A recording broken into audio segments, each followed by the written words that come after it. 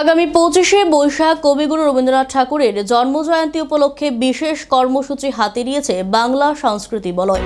এই উপলক্ষে বৃহস্পতিবার এক সাংবাদিক সম্মেলনের মধ্য দিয়ে কর্মসূচি বিষয়ে বাংলা সংস্কৃতি বলয়ের বিশ্ব কমিটির সভাপতি শ্যামক ভট্টাচার্য বলেন, এবারের রবীন্দ্র জন্মজয়ন্তী উপলক্ষে এক বিশেষ প্রভাত ফেরির আয়োজন করা হয়েছে। এতে প্রায় 100টি বিভিন্ন সংস্থা যেমন নাচ, গান, নাটক, আবৃত্তি, যন্ত্রশিল্পী, লেখালেখির সাথে যুক্ত ছবি আঁকা প্রভৃতি সংস্থাগুলো অংশগ্রহণ করবে। এছাড়াও বিভিন্ন টেবলো থাকবে প্রভাত ফেরি অনুষ্ঠানে। পাশাপাশি সভাপতি বলেন, রবীন্দ্রনাথ হচ্ছে বাংলা সংস্কৃতির অন্যতম পথিক। এই প্রভাত ফেরিও শুরু হবে রবীন্দ্রনাথ ঠাকুরের স্বদেশ ভাবনায় উজ্জয়ন্ত প্রাসাদের সামনে থেকে। শহরের বিভিন্ন পথ পরিক্রমা করে রবীন্দ্র স্মৃতি বিজড়িত উমাকান্ত স্কুলে রবীন্দ্র মুক্তির পাদদেশে এসে শেষ হবে। পরিশেষে সভাপতি সবার উপস্থিতি এবং সহযোগিতা কামনা করেন। যে কারণে আজকে সাংবাদিক সম্মেলন ডেকেছি, আগামীকাল 9 মে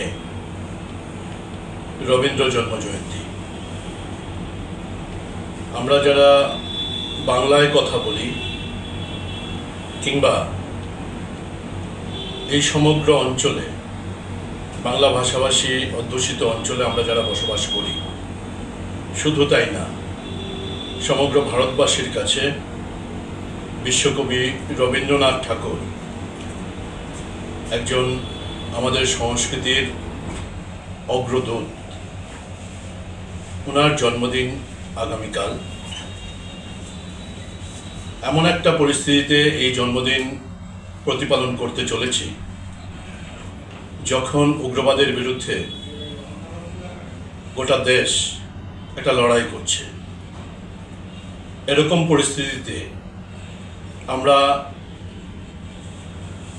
রবি ঠাকুরের স্বদেশ ভাবনায় প্রভাত ফেরি আয়োজন করেছি।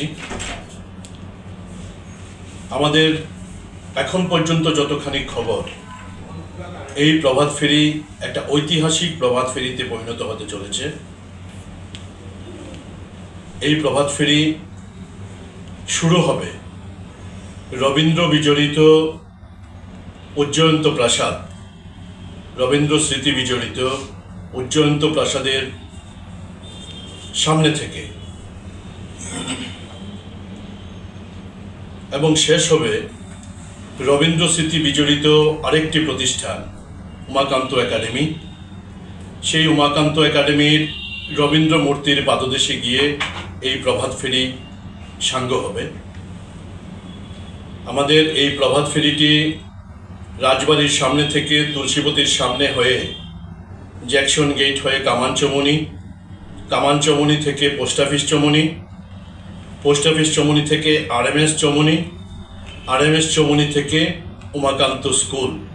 এই হবে এই প্রভাত ফেরির পথ। এখন পর্যন্ত আমাদের কাছে যতখানি খবর আছে, আগরতলা শহরের প্রায় 100টি নাচ, গান, আবৃত্তি, ছবি আঁকা,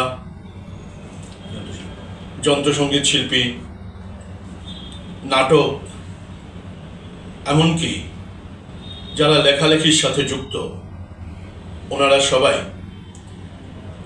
তাদের যে সংস্থাগুলো আছে, তাদের যে ছোট ছোট বড় বড় প্রতিষ্ঠানগুলো আছে, এই প্রতিষ্ঠানগুলো কালকে নিজ নিজ ব্যানারে অংশগ্রহণ করছেন এই প্রভাত ফেরিতে। বাংলা সংস্কৃতি বলয় আগরতলা সংসদ এই প্রভাত ফেরির আহ্বান করেছে। এই প্রভাত ফেরি এর মধ্যে টেবলো থাকছে, নাচ গানে ভরপুর থাকছে, একাধিক টেবলো হবে। এই বর্ণাঢ্য শোভাযাত্রা, এর আগে আগরতলা শহর বা ত্রিপুরা রাজ্য কখনো এত বড় শোভাযাত্রা দেখেনি। এই প্রথম এত বিশাল শোভাযাত্রা সংগঠিত হতে চলেছে। আমরা আপনাদের মাধ্যমে সবার কাছে অনুরোধ করছি, এই প্রভাত ফেরিতে সবাই মিলে যুক্ত হন। আমাদের সংস্কৃতির অন্যতম পথিকৃৎ রবি ঠাকুরের জন্মদিনকে সবাই মিলে আমরা উদযাপন করি। বাংলা সংস্কৃতি বলয়ের অন্যতম প্রাণভোমরা হচ্ছে সাপ্তাহিক সংস্কৃতি হাট।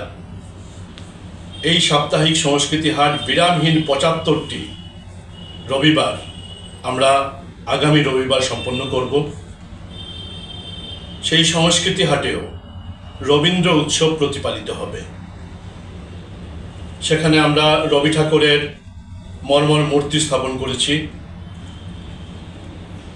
এবং মর্মর মূর্তি স্থাপন করার পর আগামী রবিবার বিরামহীন ৭৫তম সাপ্তাহিক সংস্কৃতি হাটে রবীন্দ্র উৎসব পালন করা হচ্ছে।